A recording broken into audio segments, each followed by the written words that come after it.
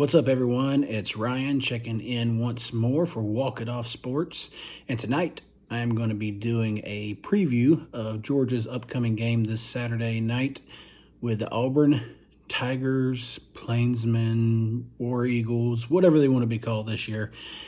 And also kind of do a little programming update as well, too, for Walk It Off Sports. And so here tonight, like I said, kind of go over the matchup that's upcoming this weekend. Going to talk a little bit about some of Georgia's strengths and weaknesses and how they compare to Auburn's strengths and weaknesses, and kind of talk about some of their key players, some of Georgia's key players, and, kind of make this a normal thing that we do. And to that point, the programming update that I mentioned, we actually are going to plan on getting these sent out on Wednesdays, kind of going forward. Mike and I are going to do these together, and hopefully that way we can kind of have some dialogue before the game happens. I'm doing this one rather late tonight, so probably send this out midday Thursday on my work that pays. Lunch break or something like that. So be looking forward to this video, and like I said, have some dialogue with us, and kind of give you guys a chance to see what you think about what we say, and kind of point and laugh at us if you're an opposing fan or whatever the case may be. But I'm just going to kind of dive into it now, and what I'll do is I'll kind of start tonight off with just kind of how the two teams kind of compare. And I have some notes here, and really what was kind of not necessarily shocking to me. I haven't, honestly, I haven't watched a ton of Auburn this year. I watched them against Oklahoma, and we know how that kind of turned out as far as Oklahoma having 9 sacks. But, to that point, they still only lost that game by a touchdown. And I try not to say that refs dictate games too much, because we're all human, and a lot of times fouls are called pretty 50-50, and frankly there can probably be a holding call called on most plays. So that's really, you can't depend on holding calls or penalties to really kind of help you win a game. But boy, I tell you, in that Auburn Oklahoma game, the refs really kind of screwed the pooch on that one, and I've actually even come back and admitted that since, that the little trick play that Oklahoma ran should not have counted, because there are rules that say that that trick play shouldn't be allowed, and whether they talked to the refs beforehand or not, it's like none of the refs knew that that was a rule, and that's a problem. But that's a problem for another day. But anyway, Auburn got kind of hosed on that, and then recently lost to Texas A&M again on the road, just by a touchdown. So what I was kind of surprised to see was how very similar Georgia and Auburn are in certain categories so far this year. For instance, they're both very, very dominant against the run on defense. Georgia currently, their rush defense is 4th in the SEC, and Auburn's is 6th. And then pass defense, Georgia is 13th in the SEC, and Auburn is 12th. So defensive side of the ball, as far as SEC rankings go, the two teams are very similar. Auburn hasn't given up a ton of points this year. And, with the exception of the Tennessee game for Georgia, we haven't given up a ton of points, either to other opponents. But as far as getting to the quarterback, Auburn does it at a much better rate than Georgia does. So currently, looking at Georgia's defense having 7 sacks on the year, and Auburn's having 16. And so vast difference there. And also Auburn's winning the turnover battle. They're currently at +4 on the year. Very few turnovers for Auburn. And Georgia is currently sitting at -2 on the year. So with this being a night game at Jordan-Hare Stadium, we all know how that atmosphere can be. I touched on them in my previous video about how this crowd's going to be wild. Cam Newton's there. They're retiring his jersey. We know all this. Although I will say the Peyton retirement jersey didn't go very well for them when Tennessee did that against Georgia a few years ago, but I digress. So this atmosphere, we've played on the road, played at Tennessee. Gunner has experience on the road, did well at Tennessee. But this road test is huge, and even more so because we have one loss. Now, I will say 2 losses these days doesn't make or break your season, but if Georgia comes into Jordan-Hare and takes their second L already, then as I mentioned in my previous video, I don't see us getting, past the year without getting another L. Like, another one will be coming somewhere down the line, I believe, whether it's Ole Miss the week after, or it's Texas, or it's Georgia Tech. If we lose to Auburn, I think that, enough of our flaws will have been exposed, and it'll just be too much for us to overcome the rest of the year. So, with that, I'll kind of continue going on. So, as I mentioned, the turnover battle, Georgia currently has fumbled the ball 5 times and lost 4 of them. Now, Auburn has put it on the ground 6 times, but they've only lost 1 fumble. So, it's not like, can't get to Auburn and have them kind of make mistakes. But the ball's kind of bounced their way more so than it has for Georgia. So, and Georgia currently has 4 interceptions as a defense. Auburn has 2, and Georgia has 1 forced fumble and fumble recovery, and Auburn has 3. So those actually are tied as far as turnovers being forced at 5 apiece there. So, kind of going, on from that, and a little bit more into some of the team stats on the offense side. Georgia, as far as plays that have gained more than 20 yards, some kind of like chunk plays. Georgia has at least 11 of those currently, and Auburn has at least 6 of those. I don't know the exact numbers there, but just from looking at stats, I can confirm that. And then as far as 40 yards go, Georgia's got at least 4 of those, and Auburn has at least 3. So taking shots deep, it looks like Auburn's guy for doing that is Cam Coleman. So Georgia's going to have to be mindful of that, get some help at safety for whoever's on Cam, whether that's Everett or whether that's Robinson. Not sure who it'll be, but going to have some safety help over the top deep for him. And more on Dalen Everett by me a little bit later, by the way. But another alarming stat that I kind of noticed, and this is actually good for Georgia, but Auburn has taken, well, not necessarily just Auburn, but more specifically their quarterback has been sacked 20 times. I think they had a backup quarterback get sacked once as well too, but Arnold has been sacked 20 times, and comparatively speaking, Gunner has been sacked 6 times. Now, both quarterbacks are, dual threat.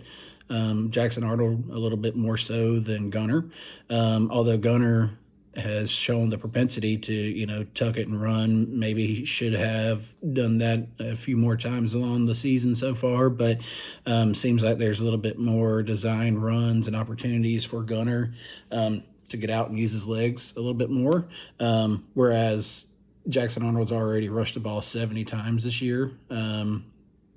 Gunner has only rushed the ball 39 times.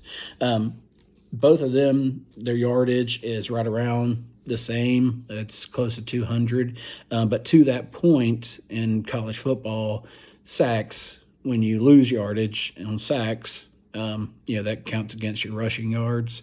So, and Jackson Arnold being sacked 20 times, he's lost over, almost 120 yards rushing. So, It does seem like when Gunner decides to take off and run, that he's a little more efficient, but it goes to play calling, right? A lot of these plays for Jackson Arnold have been design runs and or RPOs or whatever, and whereas Gunners a lot of times is just him when things break down scrambling, and a lot of times you kind of catch the defense on down the field a little bit, so it's easier to kind of have a bigger chunk run of like 5+ yards, that kind of thing. So, but something Georgia is going to have to be leery of all game long is Jackson Arnold using his legs.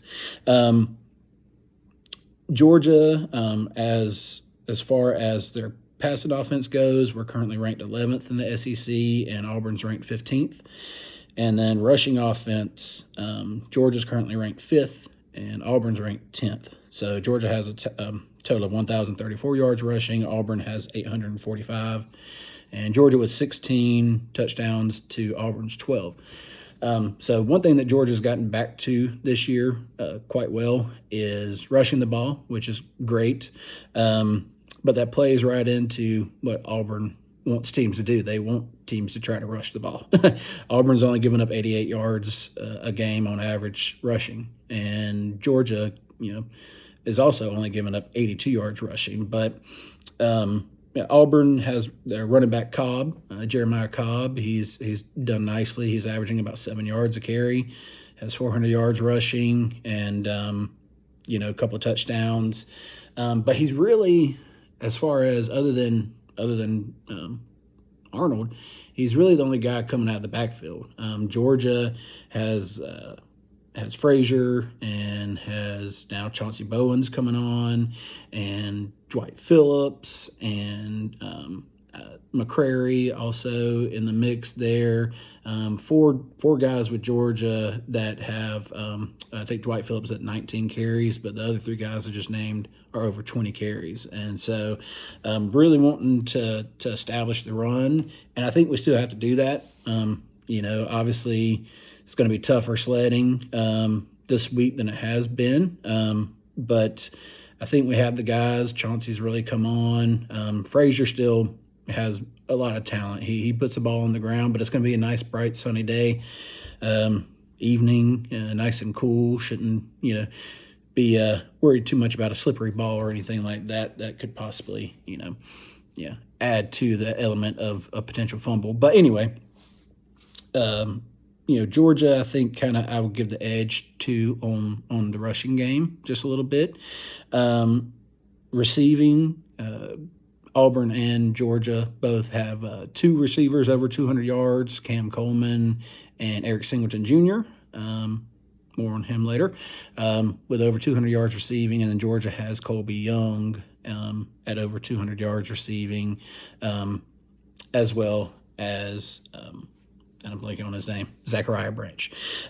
So, to me, this game, 2 very similar teams, pretty evenly matched. If you look at the odds makers out there, Georgia's coming in as a 3.5-point favorite. That hasn't really budged. And, they're kind of predicting it to be, a little bit on the lower end scoring-wise. I think the over-under is maybe like 46.5, something like that.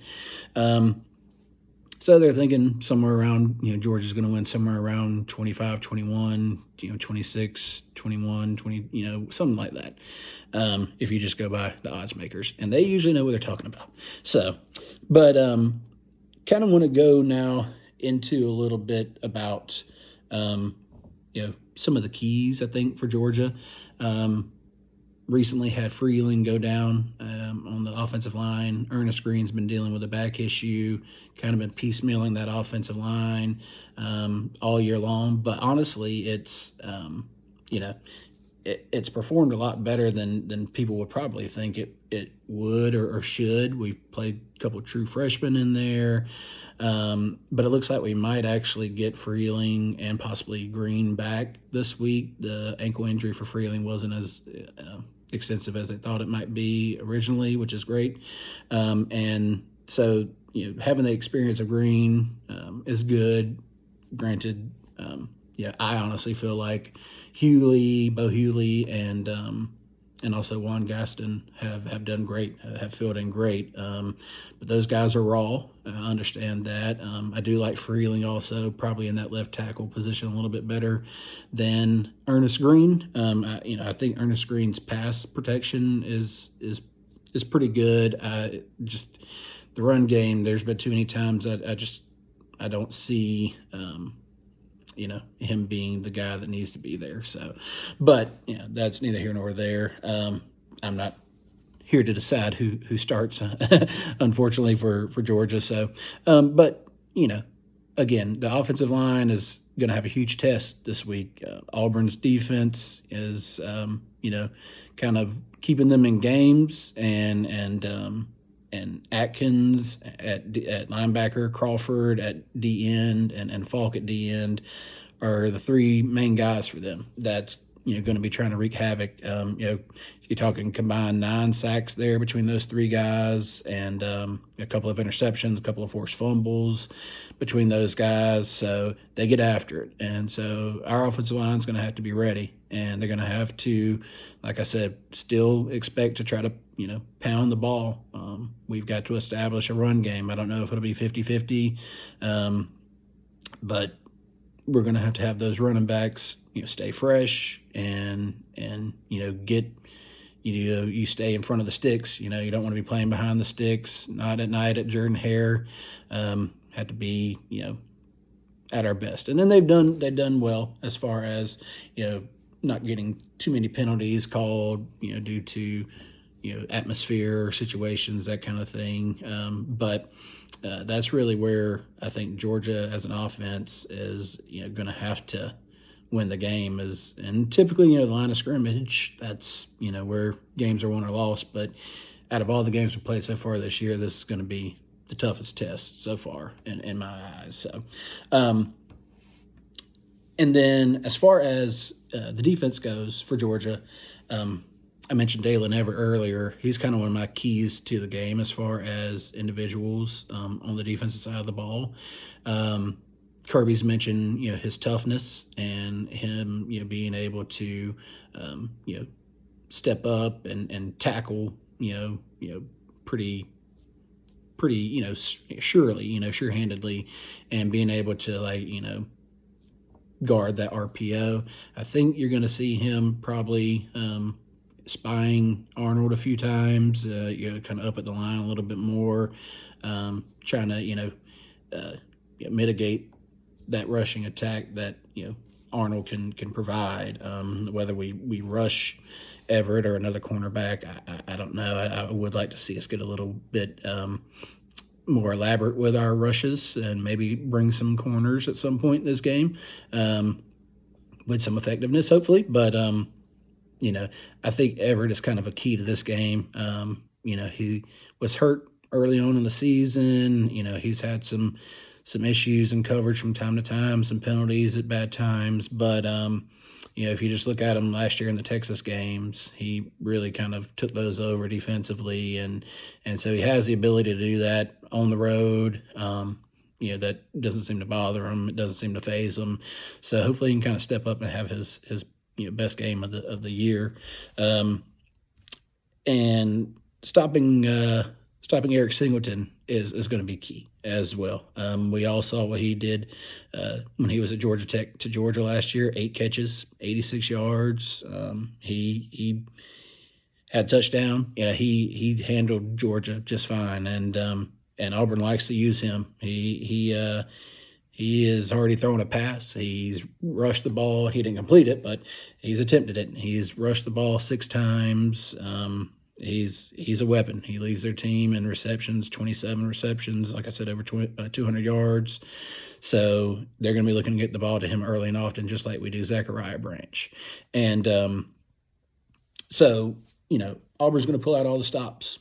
We know that. And we're going to have to be just as aggressive, I think.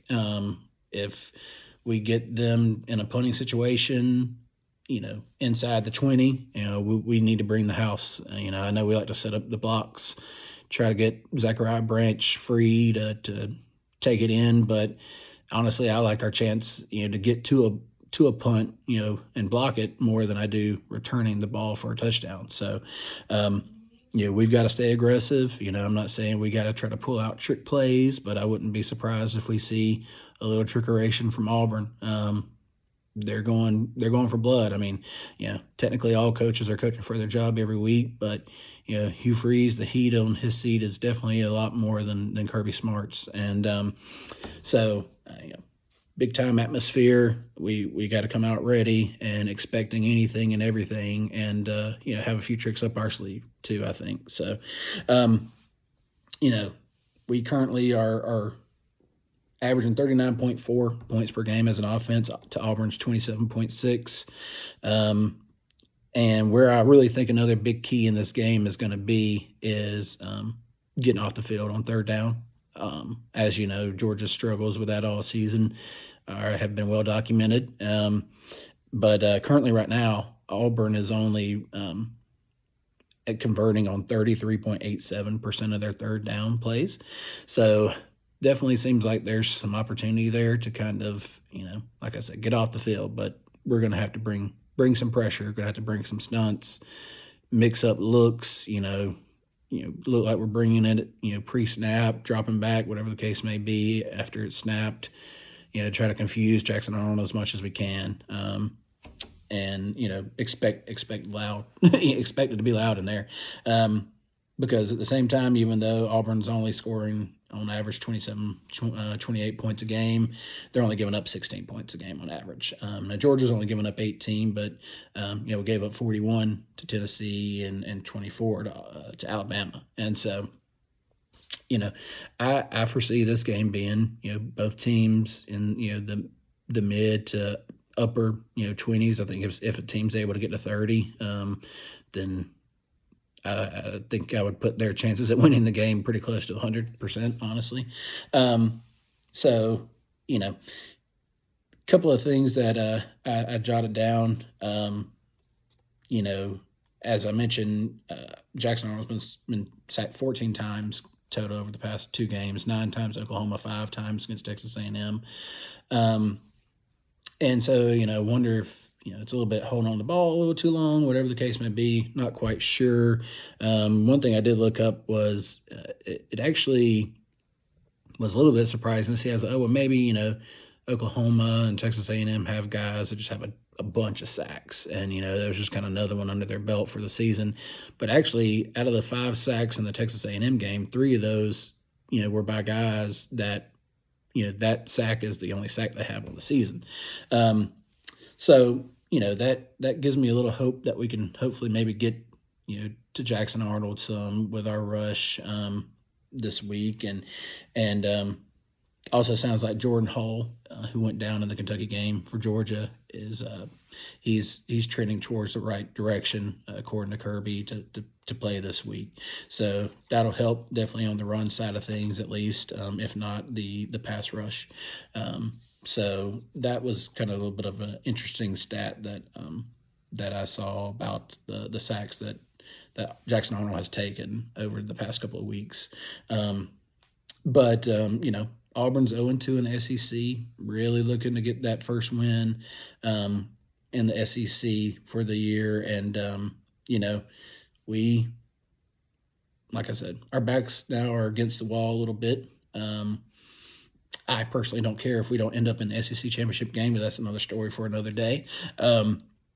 But I do know at the same time that if we go ahead and take our second loss in the SEC, then we're in trouble for the rest of the year. And while we are playing at night at Auburn on Saturday, Ole Miss, who we play next week, gets an early game, 11 o'clock their time, against Washington State, who, Ole Miss is a 30-plus point favorite against. So their backups are going to be playing most of the fourth quarter, if not even some of the third quarter as well too. So, again, Sankey kind of sticks it to Georgia on the schedule. Ole Miss is going to be able to, be, kind of cruising to an easy victory early on, and then sitting back and watching Georgia and Auburn pound on each other, for 4 quarters, and then they ride into Athens next week, and will probably be a favorite no matter what happens in this Auburn game. So Auburn's offense, again, Arnold, as far as the number of carries. He's got almost 20 more than Cobb. Only two of their running backs, counting Arnold, only two people have rushed for over 20 carries on that team. And so, Coleman, again, the deep threat, so we got to keep an eye on him. He's got 17 receptions on the year, but he's only got 255 yards on those 17 receptions. So, really got to have that help over the top. KJ Bolden, Jonell Aguero, whoever else might be back there at safety. Ellis Robinson's going to need some help, or DeMello Jones, or whoever else is in coverage. We got to get to the quarterback and make him make decisions a lot quicker than what we have with other teams. One person that I'd like to see a little bit more of on defense, maybe even if it's just on third down, is Chris Jones. I heard Davin Bellamy talking about him.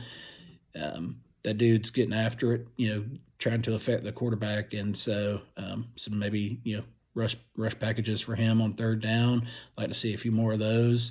Another guy I'd like to see a little bit more of on offense is Elias Williams. Now, I know that we have Oscar Delp and Lawson Lucky, who I believe ducked out of the way of a pass that went to him last week, which was odd. I don't know, because there's so few passes going to the tight ends these days at Georgia that you would think they would be jumping at the chance to catch one. But anyway, we're having to use those guys a lot more, Delp and Lucky especially, in blocking on the line, just given our injuries and the young, guys that we have on the line right now.